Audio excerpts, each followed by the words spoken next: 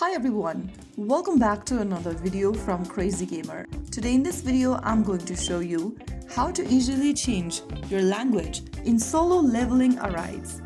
To change the language setting displayed in Solo Leveling Arise, first of all, go ahead and launch open Solo Leveling on your Android device or your iOS device. Once you're inside the game, go ahead and tap on the New or the Menu button at the top right corner, and from the expanded menu, click on the Gear button on the right corner.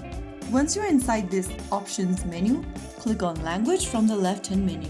Now, go ahead and make sure that you're inside the Game Language option and select a different language choice from the menu, and finally click on Apply at the bottom right to apply the change. Soon after you tap Apply, you'll be able to change your Solo Leveling Arise's display language on your Android or iOS device.